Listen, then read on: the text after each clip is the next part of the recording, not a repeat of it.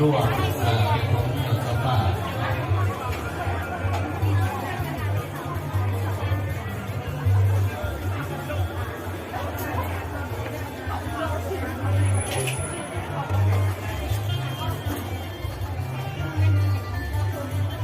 ขอประกาศพระสุขภาพอีกเจริญนอกจะพร้อมคนยกมือของผู้ดีที่สุดอย่างพระมหาหน้าคือพวกเนต้าใจเย็น